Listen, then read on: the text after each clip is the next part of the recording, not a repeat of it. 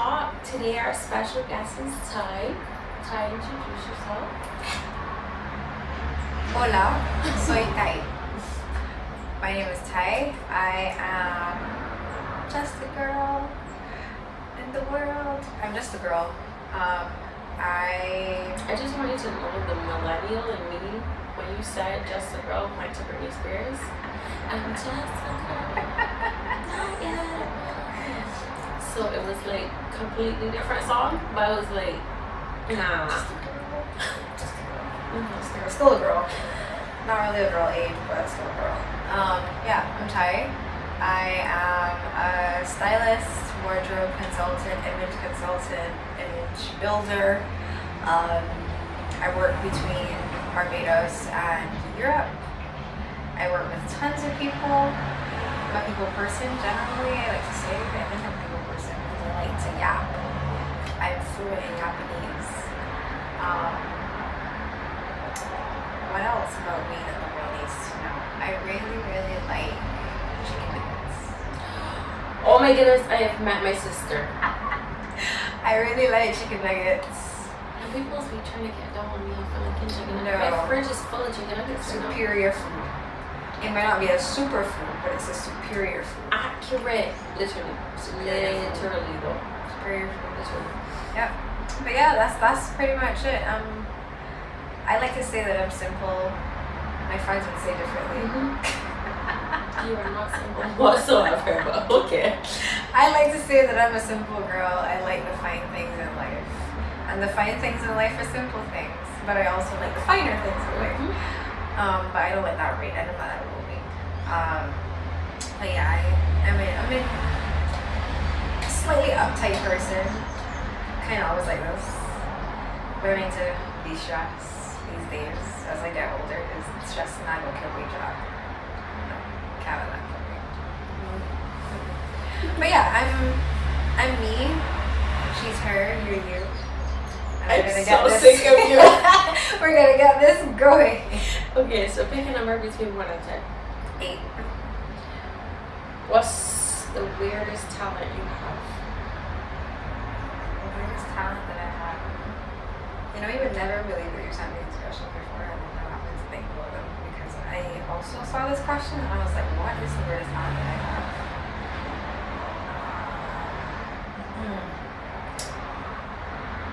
I'm not even really sure that's a talent.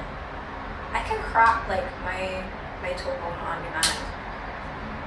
Like, yeah, like it's. I can hear it. It's like, why is it? I love that she's just looking at me like, can you hear it? Yeah. I can. First of all, where did you get this nail polish? I've been looking for this specific color. I got this done at a place that I will tell you after we record this because I'm not being paid to promote the place. But You're right. They're not giving you that point. and I'm pretty sure the color is called Safari. Yes, it is. I know that it's called Color is Safari called because Safari. I wanted it and no Yes. one is selling it. Yes, the color is called Safari. And the reason that I got this color is because I will be going on a safari next year. Ooh. Yes, I gotta go get myself like all the shots done. So in an ode to the future and alluding to the things that I would do subtly, I got Safari, but I generally like green. I really like green. Green is one of my favorite colors. I hope that's not a question. The weirdest talent is to. My weirdest talent is to crop my toe on demand. The big one too. Would you like to answer another icebreaker question? Or Sure, why not? I love icebreakers. Not my team. Number. Another number? 3. What's your favorite book and why does it resonate with you? What's my favorite book? What kind of question are you asking? It's a Now good I gotta- question. Now I gotta like delve It's deep a into my good spirit. question. That really gets us to know you. I wish it was a movie because I would have told you Peter Pan. I've never read Peter Pan. We'll go with movie, just for you. But Go with movie. you know, Go with movie. there's a lot of books that I like too. I don't want to say any book that I read in school, but we did read some really good books in school. Like What's my favorite book and why? I don't think I have a favorite book. I don't think I've met that book yet. Like there are books that I like and I would recommend, but I don't think that in all of the time that I've read books, I can say that I've had a favorite book. It would be a favorite story, per se. And I guess books are stories, and most books are stories. But it definitely has to be Peter Pan. And why I like Peter Pan so much? Tinkerbell. Because what's she doing there? Like, where'd she come from? I mean, she's a fairy, but you know fairies. If you go from the Disney Tinkerbell and then Disney Peter Pan, and you go, okay, you're showing me Tinkerbell and all her friends and all that story, how she became a fairy. What happened to everybody in this fairy? Yeah, like why is it just Tinkerbell? That she just ended up with Peter Pan. I feel like she just has a huge crush on Peter.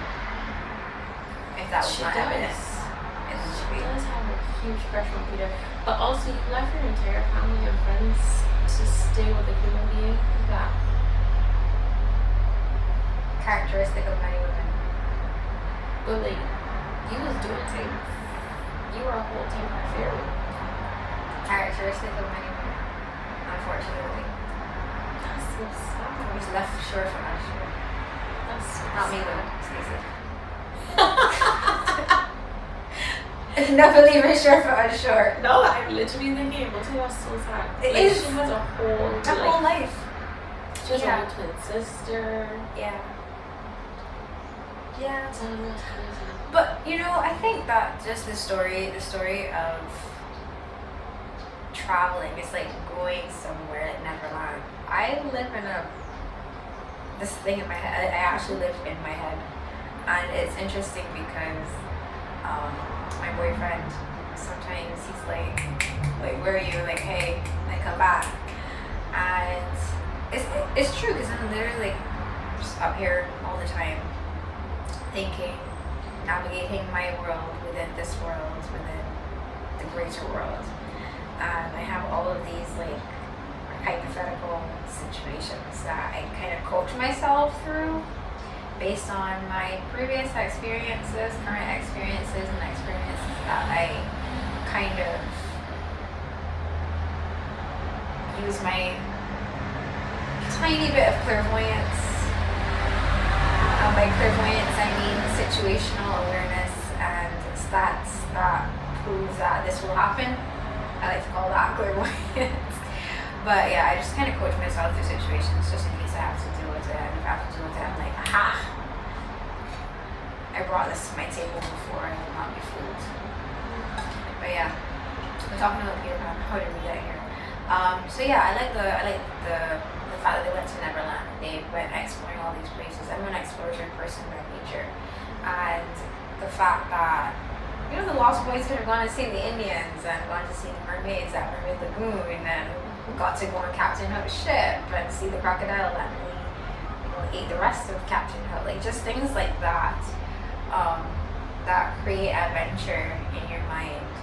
And like as a result, I've been to a lot of places and I've done a lot of adventurous things that I've been scared to do like just before I've done them.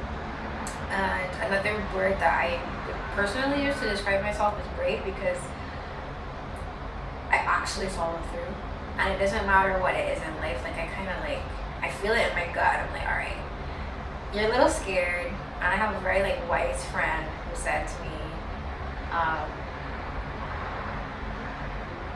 you're not doing it right if you're not scared. It's you gotta be scared so that you make a leap, and any leap that you make is growth. So yeah, little lessons from my perception of Peter Pan at my age now. I'm sure if I watch it again, I'll have a different perspective from different scenes. But I think that's why I like Peter Pan so much. It's just the Lost Boys. And that's friendship and brotherhood and having each other's backs. And then you see all the different personalities, and I believe that the Lost Boys in some way could have been all of Peter's personality because they are always following him. So it's like, okay. Oh, we're getting into the mental health aspect of this. Okay, cool.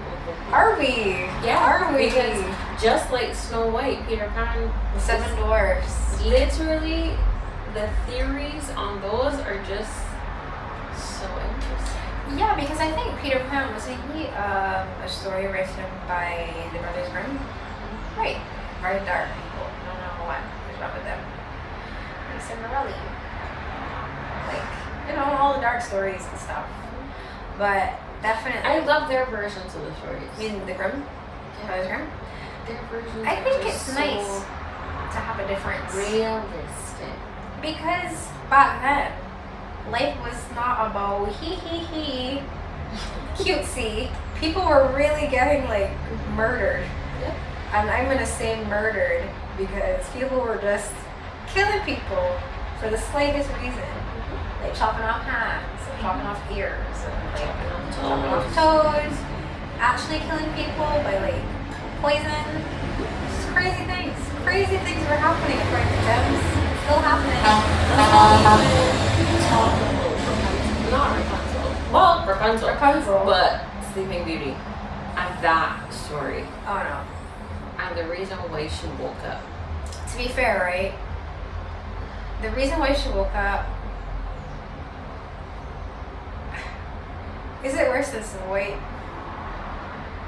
But like you had whole babies and you didn't wake up. But what I'm saying is. And then the baby sucked out of your finger. But what I'm saying is. You Which got one? R-worded Yeah, we know, like, you in know. your sleep. Yes, but Snow White was basically dead.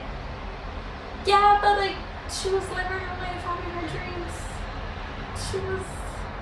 She was on the cocaine in her dream. That's how I like to see that story.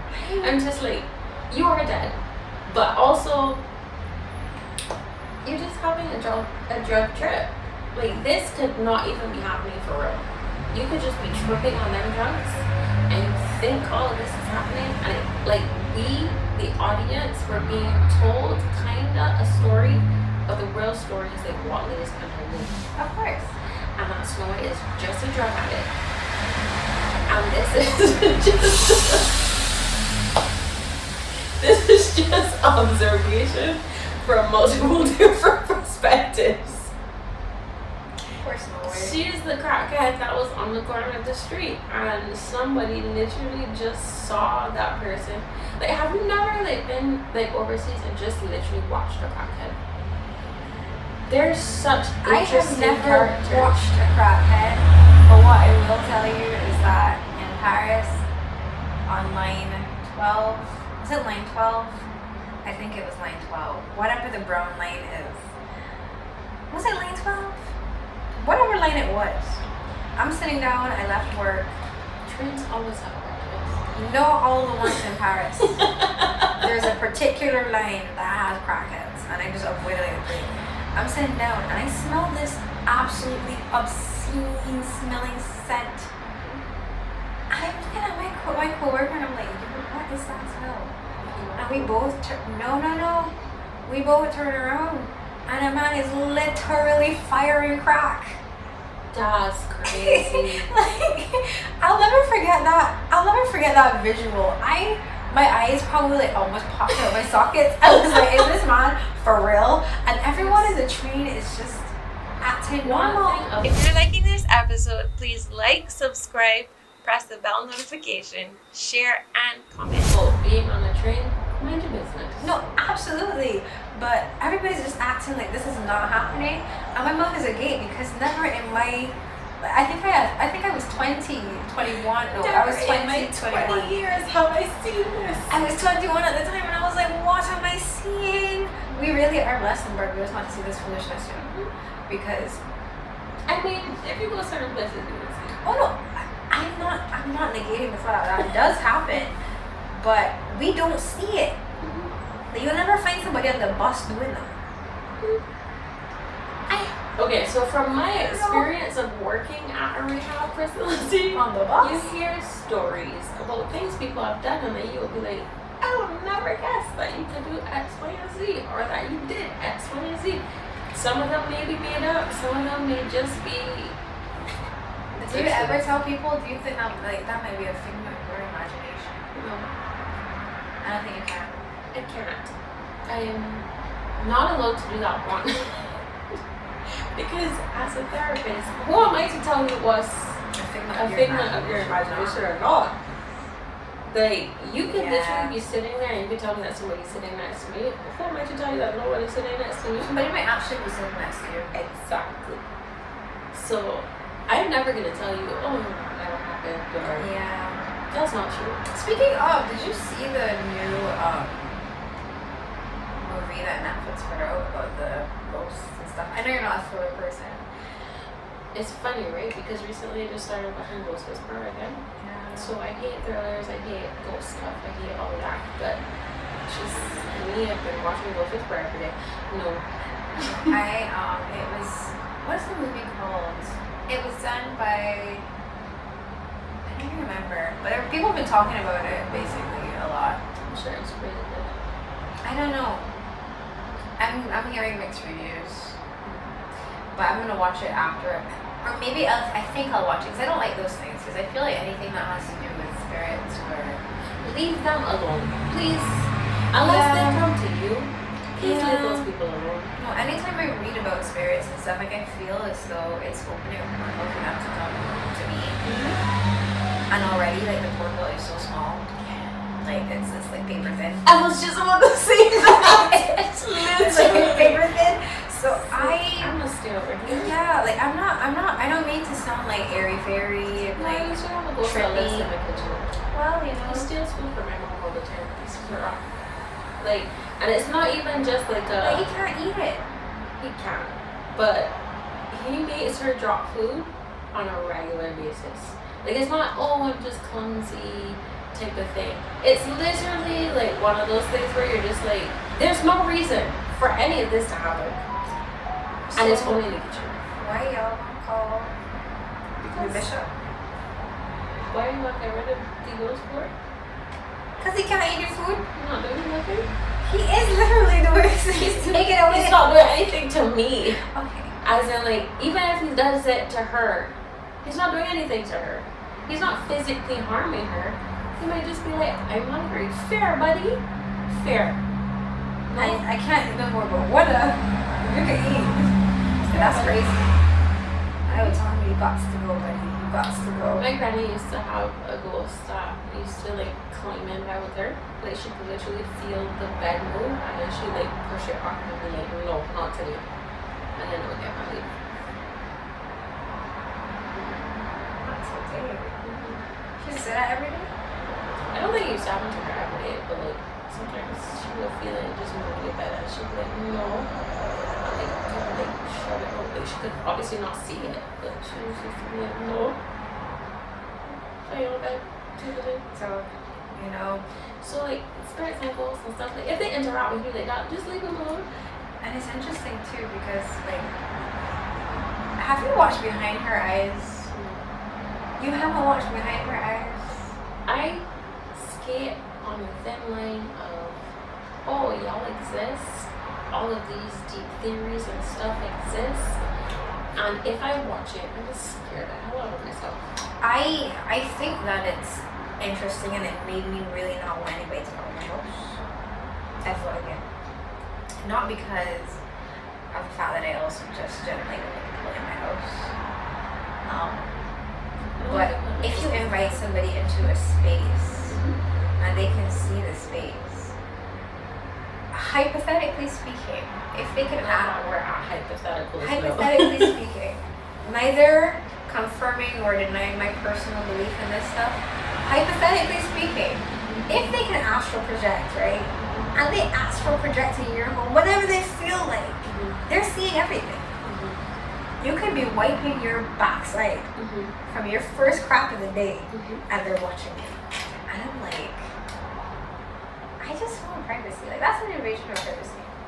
No. But without the cameras, of course. But you'll never know because. And I don't want to.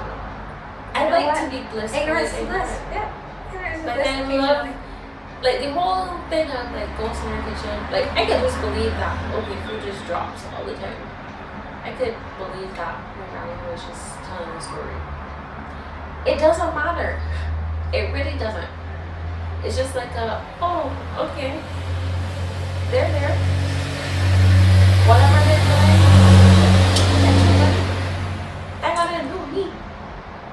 It's when we start, messing with people's lives and trying to kill people and possess people and all of that. That's very common. That I go, you see this right here? Like y'all do not know what you're playing with. for me. Yeah. The Ouija boards and stuff, I'm trying to contact them. Leave those people where they are. Y'all are dealing with stuff that y'all don't understand. Yes.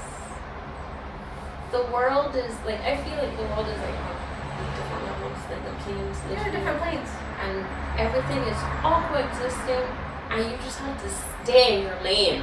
Stay in your lane, literally. Stay in your lane. So I will watch things, and I will scare the crap out of myself, and then I'll be like, you know what? Let me just. Everything dances on the line finally on truth.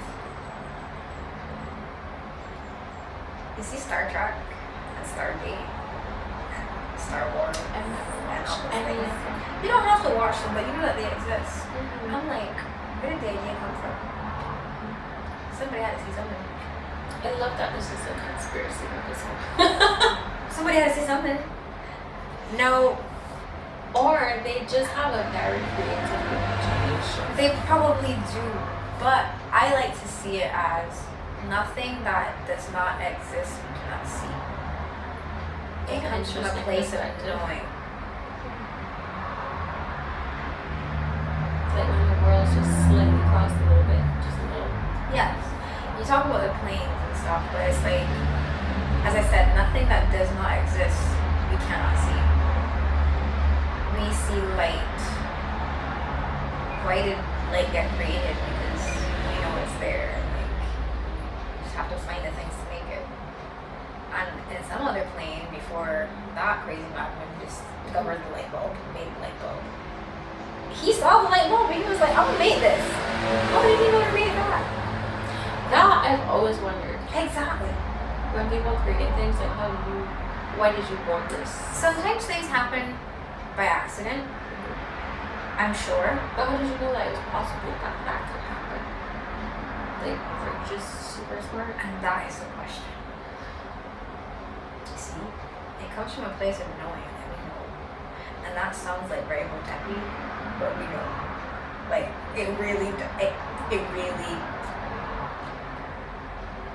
Are y'all still here? Because y'all might be like, oh my goodness, these two girls are crazy.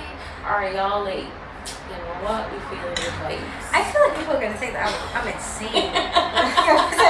Like these are my true. Like I sit down and I think about these things and like I love having thoughts like this. I'm like, what? So who was the first person that decided that we must have things in little squares? Mhm. And that we must have frequencies that allow us to call from one place to another.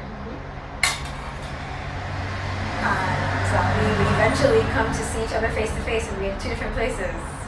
That's really cool. Like I always think, like not who came up with it, but like, how did they figure that out? And is this all just my trick? Mhm. Sometimes I'm like, this is the Matrix, and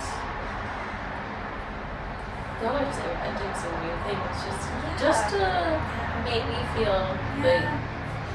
And that's when I want to touch grass. So this conversation is going so left. That's when I go and touch grass.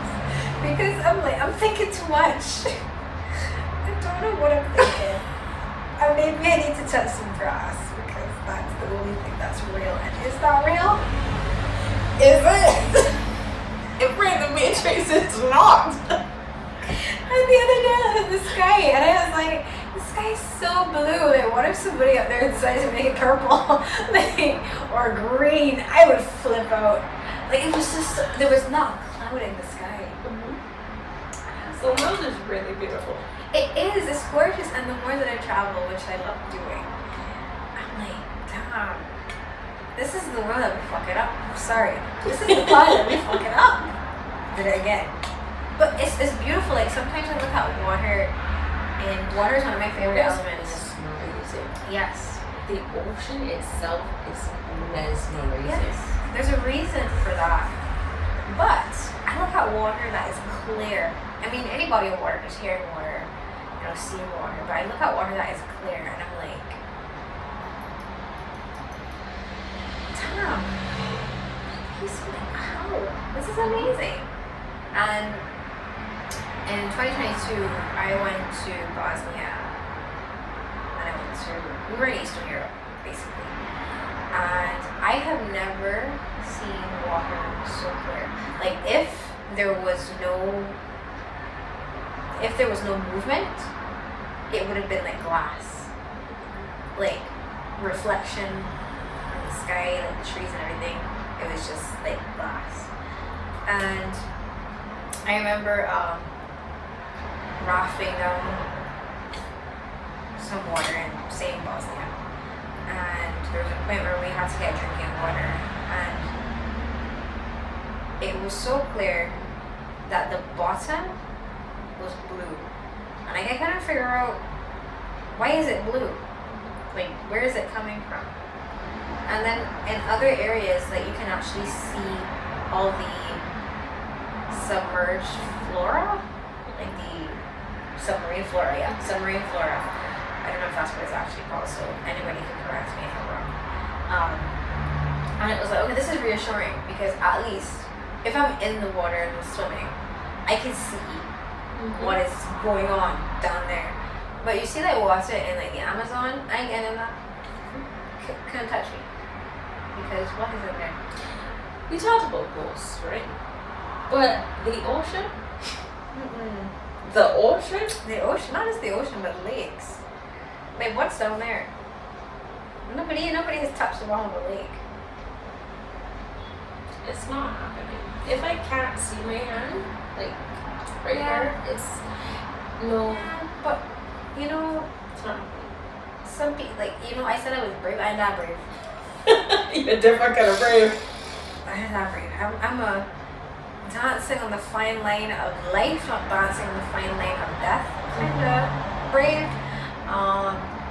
But definitely bodies of water. Like, I respect water. I don't mess around with it, because I am neither fish nor amphibian.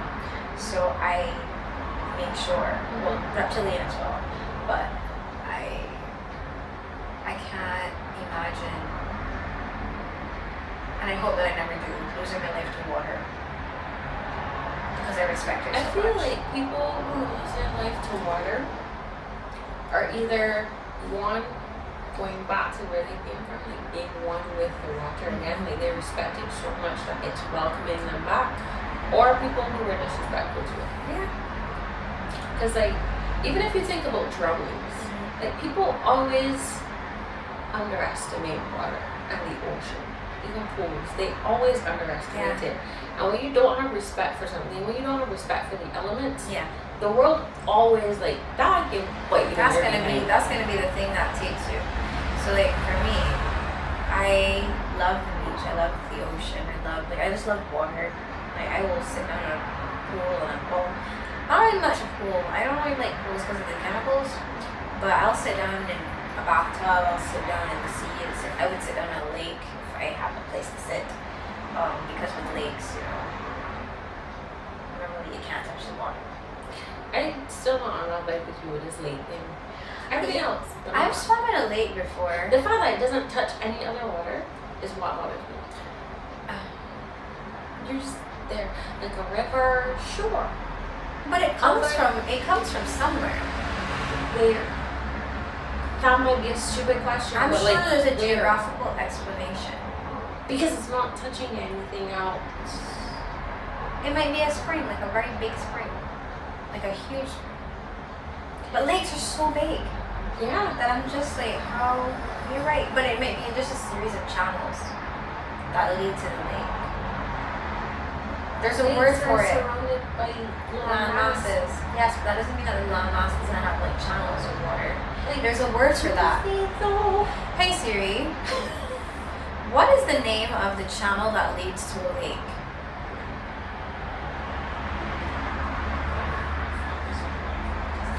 Your series available? I love that. My Siri is also British.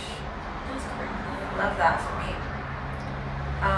But there's a name. There's a name for it. I'm gonna find it for you right now. I love that for you. To Why? me, lakes are creepy. It's like you're just around, like there's no other water touching you. You're not just, what do you call that? What's the word? I'm gonna tell you. When you leave water in a cup and then it's gone. So apparently lakes are formed when the Help me, tectonic guys. plates move near an I ocean. sound really stupid right now. With what? When you leave water in like a bowl or cup and then it Evaporates. There we go. Wow. The word was Evaporates. just. How does water get to the plate? So yeah, streams and rivers. But what happens is the tectonic plates move and it becomes separated. And then like water just flows down. So it could be like the Mariana Trench. It could be that deep. Like, the water is not evaporating. It's not getting higher. It's not getting lower. It's just there. Actually, sometimes it does get lower. Certain times of year, but like then it just be there again. People, sorry, I'm really hungry. And I'll just be like, okay, the fact that the world is created like a pool lining for you, I don't like it. It's like a ginormous pool. People do in pools all the time. It's creepy. Anyways, I probably sounded really People don't stupid think. with that evaporates thing. I'm really sorry, but I could not think of the word. Let me ask you actual questions. Yeah, go ahead. So when are we gonna get to the question? So, how did you get into traveling and your fashion stuff? My fashion stuff. I can answer the fashion stuff probably in a more concise way than the travel stuff. But I'll answer the travel stuff first. The reason why I use stuff is because there's a broad range of what I does. So I have to say stuff. There's no one thing. So I got into traveling. I pretty much was introduced to traveling as a young girl. My mom, and I think I blame it on my mom. I blame it on me. My mother was pregnant with me, and my mom used to go to Trinidad all the time.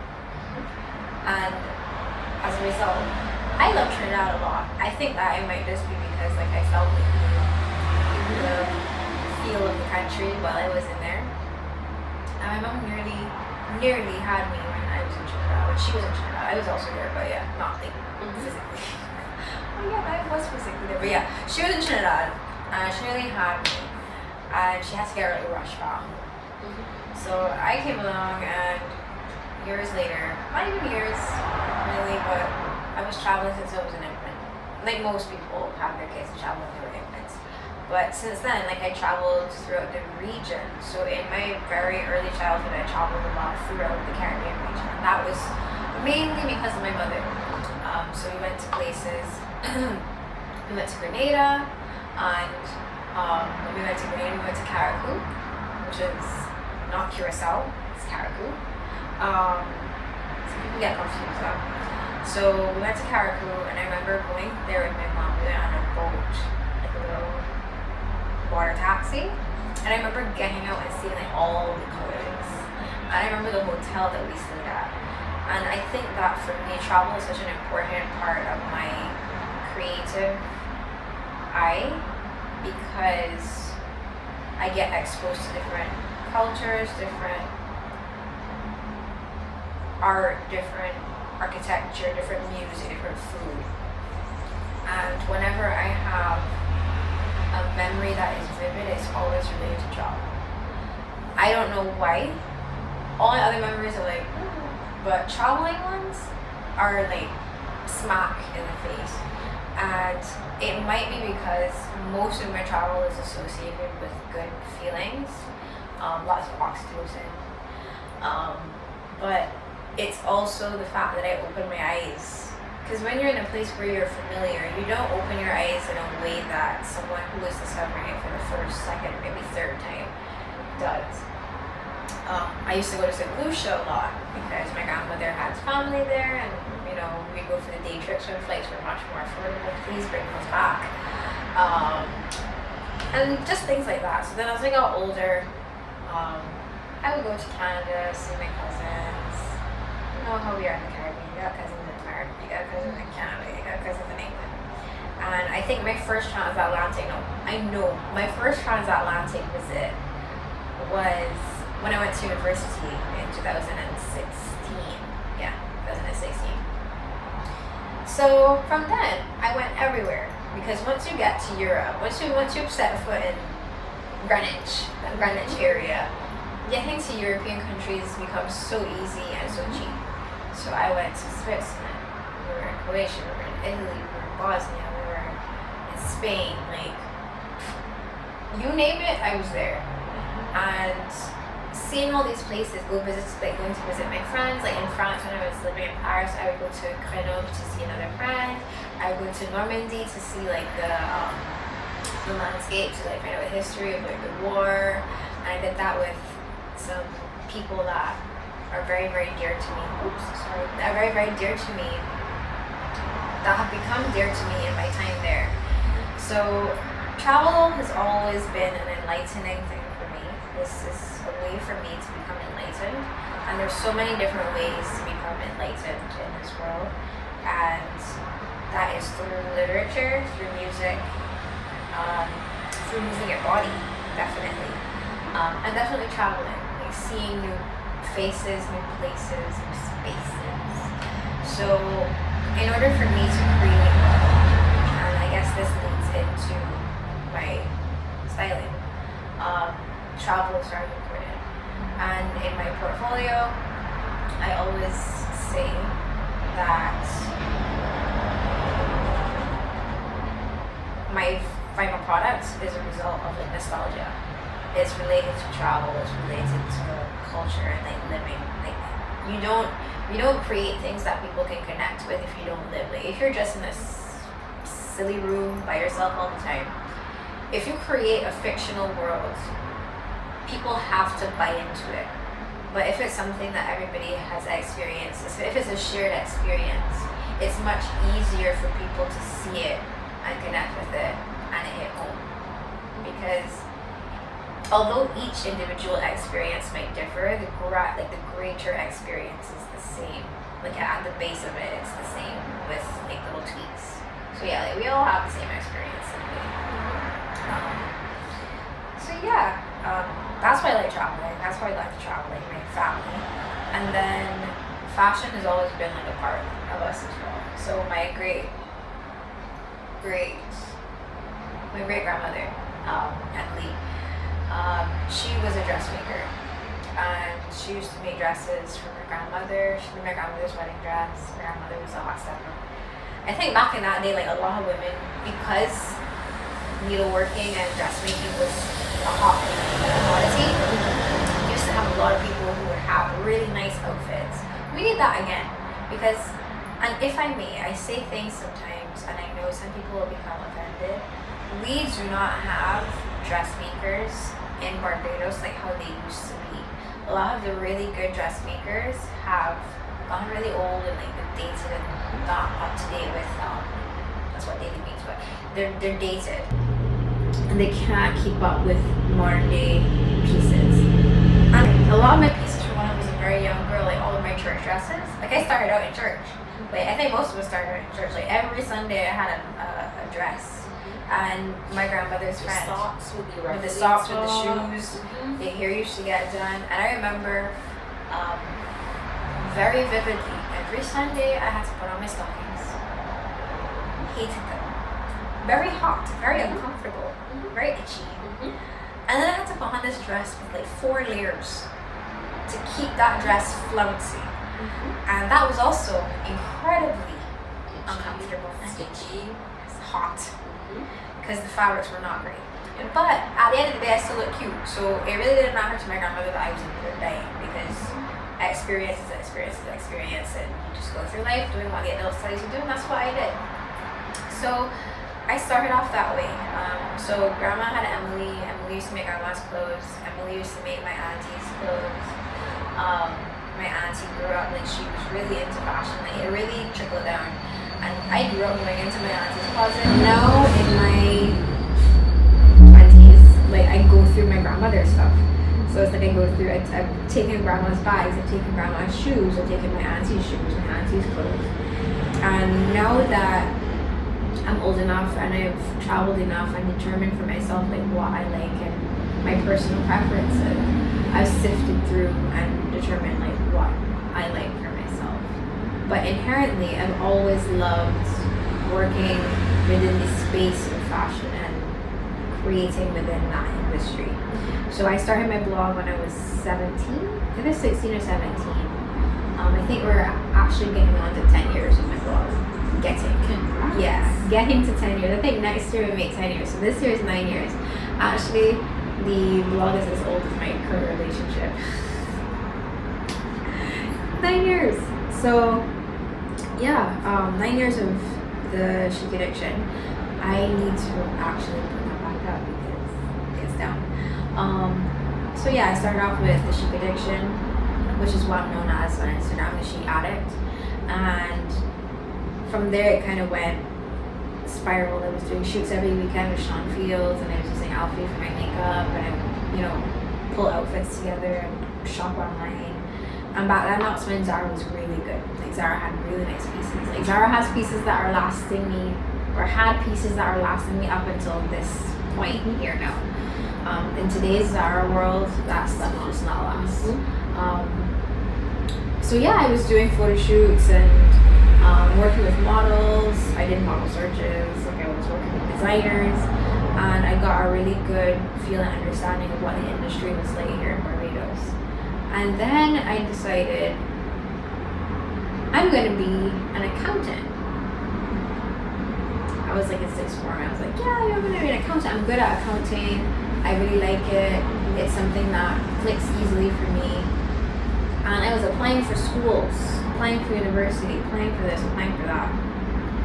And I did a summer in Miami at the Miami International University of Art and Design, MIAD or MA, whatever it was.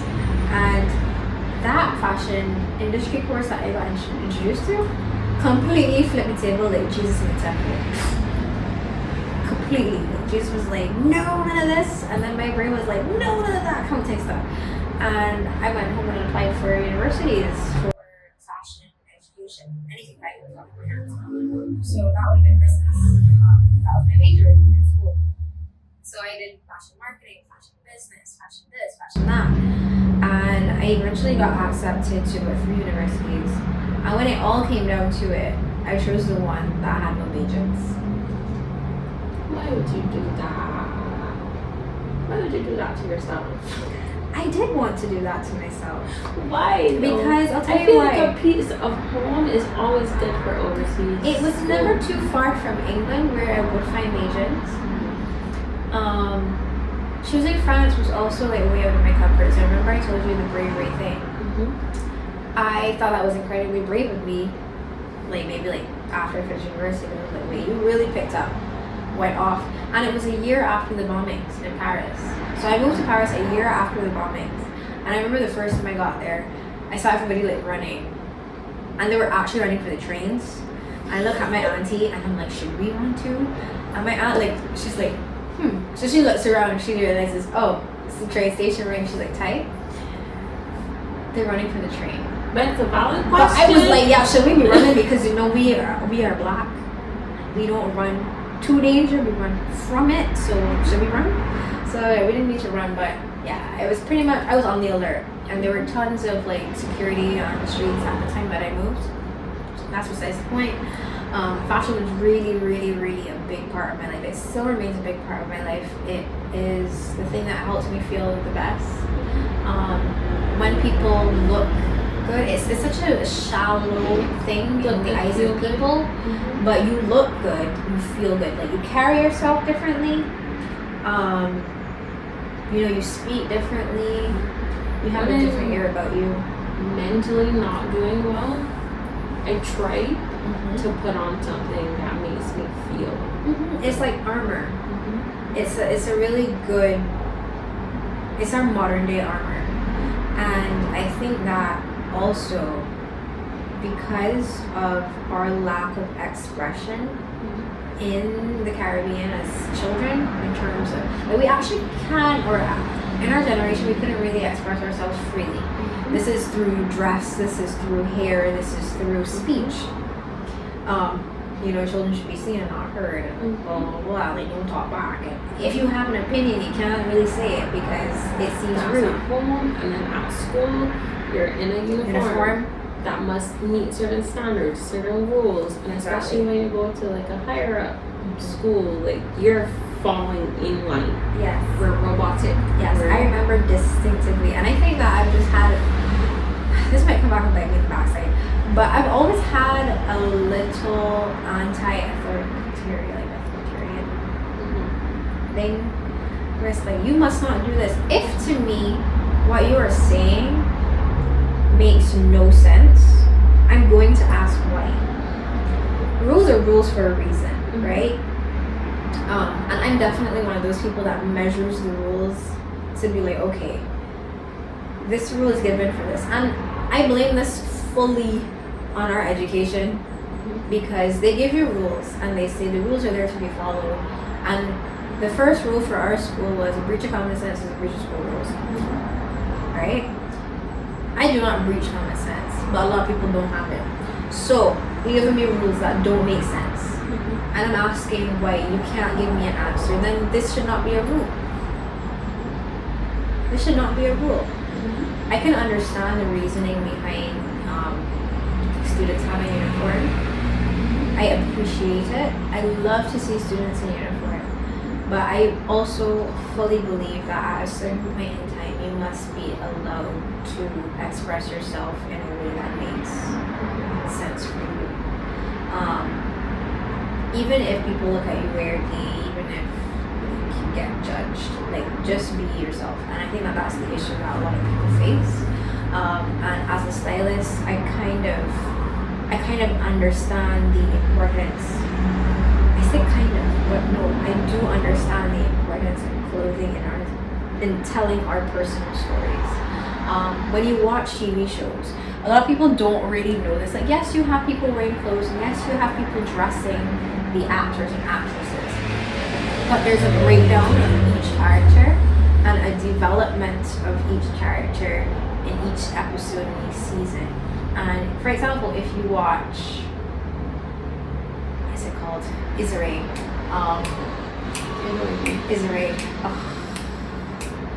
Lord, the name is slipping me, and I watched this so many times.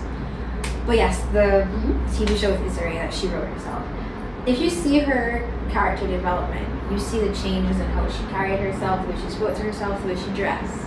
Same thing with Molly. Molly was, from the beginning, you knew Molly as the friend. Like, she was corporate, had money, dressed a certain way. She would give Isa certain things. But even throughout the progression of the show, you could see her development throughout her sartorial choices. And it's like, Molly was this age and Molly dressed this way, and Molly was going through this and she did this, and Molly was going through that, or Molly had this decision and she changed, so she looks this way now. It's down to the hair, down to the nails, down to it's everything. People don't realize that the smallest details, whether or not you realize it consciously, it is noted. And it is the worst thing when people say, oh, you know that, she always gotta look a certain way, or oh, you know, this body always gotta do this. Why aren't you doing it for yourself? The reason you're crying down people might be because you can't do it for yourself, and maybe you need to reflect on yourself, and that's simply it. And it is sad to me that in a place where we have so much life and have so much vitality, like I mean the same thing, life, vitality, so much vitality and so much like spunk, and we can't express ourselves sartorially. Why not? You know, why can't I wear this color, or why can't I wear this shape, or why can't I do this? You know, recently I've had a run-in where I do work for myself, but it's in association with another place, and they gave a certain list of rules, and they say business casual. So I was like, yeah, you know, business casual, working internationally, I understand what business casual is.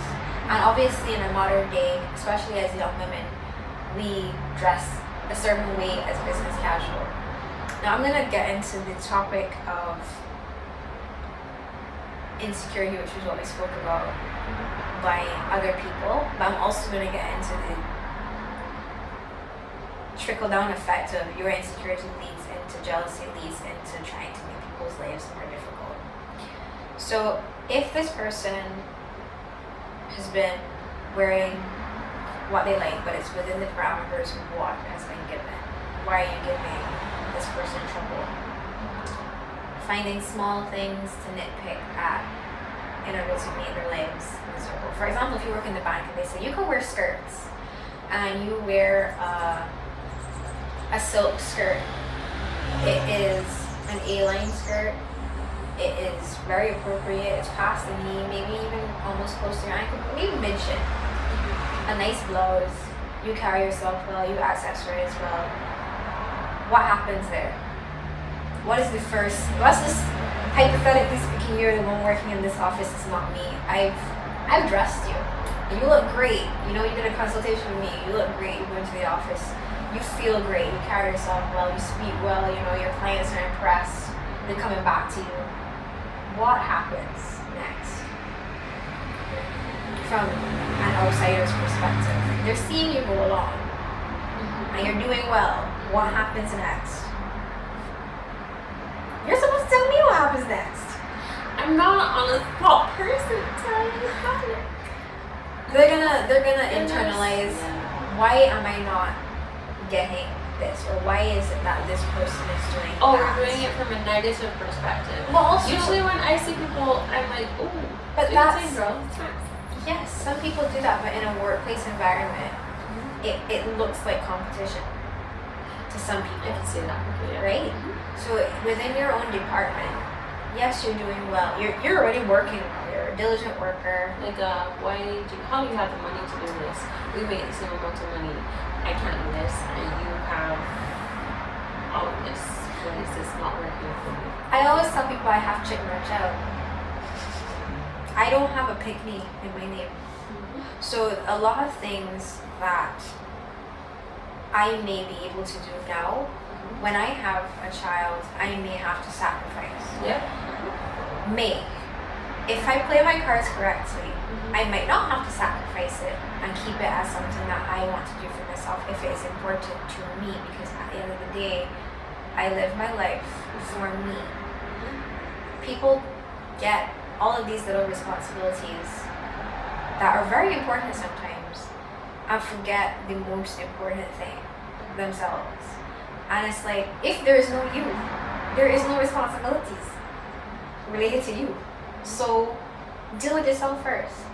And a part of dealing with yourself is making sure that you look up to scratch. It sounds incredibly bad. It sounds bad. But the better you look, the more opportunities you get. The more people gravitate towards you, the more like you feel better about yourself. We already discussed that. The more, you know, conversations are had around you, whether they be negative or positive. Press is press is press. Because if somebody say, oh, you know, she always looks like this, somebody go, what do you look like? Right? No matter what the first person said, if that person likes how you look, and it goes from there. And it's like a rolling stone of success. Once you make sure that you look good and feel good, good things come. Like, just keep yourself good. Keep yourself in the gym, or at least active. Everything that's associated with good normally brings good. So, good energy means more good energy. And maybe like a peak of bad energy, but the more good energy you have, it kind of negates the bad energy. I was really good at chemistry, so I can't say really positive. Positive equals bad. That's not good. But yeah, like I've noticed that personally for me, the people that I surround myself with, my clients, my friends, and then my personal thoughts, they have to be good. And I kind of have to like beat myself with a yardstick to get myself up to scratch some days, because some days are really, really hard, and not always do people realize that, hey, you know, this person might be having a hard time. Like, it looks nice and shiny on the surface, but you might be dealing with something really, really tragic. You might be dealing with something that you might have inflicted upon yourself, but it's stressing you out, but you're not letting it show. You might be tired as a dog, and you're not letting it show, but that's because you made yourself get up, do the things that make you feel good, even though that there's negative things that may be affecting you for a short period of time, because it never lasts long. So you kind of have to prioritize the feeling good stuff. Yeah, but I feel like I'm rambling. So yeah, like I basically got into. You are literally on a streak of like things. All of this has to do with mental health, in the feeling good, doing good, and being good, the cycle of it. Because especially with depression and anxiety, you will some days not want to get up. Yeah. You will some days not be able to get up. And even on those days, like pushing yourself just to put out something that makes you feel good, that might be all that you might be able to do for the day. Yeah. And that's enough to help push you through. And sometimes it's not just about the putting on something that feels good for you. It could also be getting something for yourself that feels good. Lord knows. I love a treat. I love a treat. I love a Foster's Bakery treat. I love a treat. I love a treat. I know Foster's Bakery hate to see me yes. coming. I hate to see But me we coming. can't wild out with the treats. No. Guys. No, because Every day can't be a treat day. No. Well, I need to tell myself that more often. Every day can't be a treat day, but like maybe 5 days can be a treat day. This is coming from a skinny person. Not every day can be a treat day. Not 5 days, nothing. Well, the treat doesn't have to be girlies. The treat doesn't have to be edible. It was not a treat. Yes, it is. What's a treat that's not edible? Getting my nails done. You know what? True. A spa day.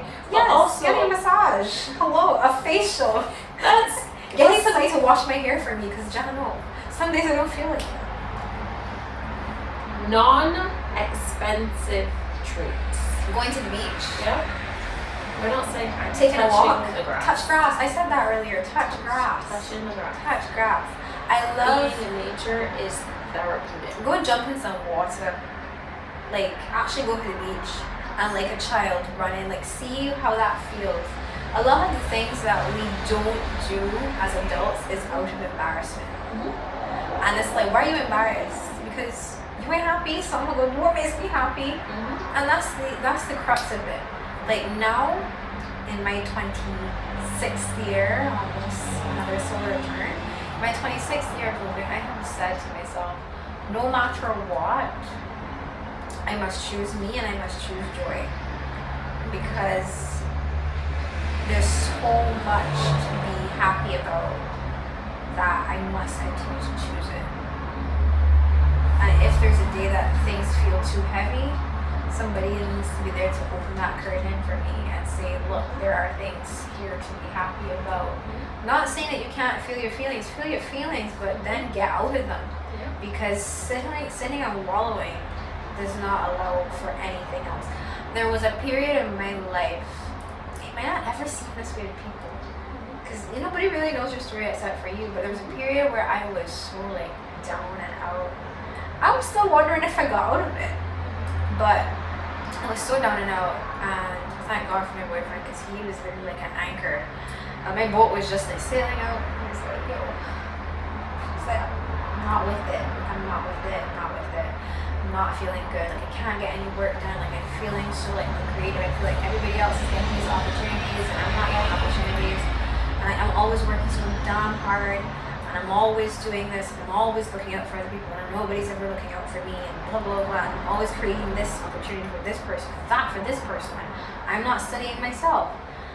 And as soon as I stopped that shit, that was it. Focus on yourself. And for this month, I think my phrase is a reminder, because I always tell myself this: I cannot help you if I can't help myself. You cannot give from an empty cup. I cannot help you if I cannot help myself, because at the end of the day, I'm gonna feel strung out. I don't want to tell you about yourself, because I know me. Not to tell you what yourself. I'm gonna want to tell you about yourself, because a lot of the times you give of yourself, and I know that everybody in some way, shape, or form feels this way, but you give a lot of yourself to someone else, and you can't give to every single person. So somewhere along the line, someone that requires your attention or energy is being cut off because you're giving a lot of your attention to something or someone else. And this might be work, this might be your partner, this might be a child, this might be, your grandma. And then you're so sapped of your energy, all the energy, the physical energy, the emotional energy, the mental energy, that you're like, all right, so what now? And as a creative, and I'm going to say this, I don't know if you've had any other creatives on the podcast, but like as a creative, you absolutely need to have at least 70% of your faculties like running, because otherwise you can't get any work done. Yep. You cannot create if you are running on 20. You cannot create if you're running on 40. Sometimes 50 don't even make it. You need at least a 70. At least a 70. And that's like basically your car on E. Like very like needle on E, not not in the middle, on E. So like 70, that extra 30% is when you're at your optimum. But you really, really have to be careful and, put things in place that you can operate in a good way. Balance is very important, but balance is hard to achieve. And balance only comes through consistency and discipline, unfortunately, which many of us struggle with. So, a lot of my habits have to change. A lot of people's habits have to change. But the first thing towards progression is knowing. Nothing exists without knowing. I feel like I've not had to say anything this entire conversation because you're just hitting the nail on the head. I told you I'm fluent in Japanese. Like, there's so much gems in there. Yeah. Nothing happens without knowing. You have to know yourself in order to know what to do with yourself. And you have to know what a problem is in order to deal with it. So my dad and I talk all the time. My dad's like always talking about consciousness and stuff, which is why I might seem a little well versed on conspiracies, because we talk about everything under the sun. My dad and I. Dad, I love you. But really and truly, he always asks me like, which comes first? Like he doesn't ask me that, but like which comes first, like consciousness or knowing? And I'm like, Daddy, can you stop asking me this problem? Like really, it's like 5 o'clock in the morning.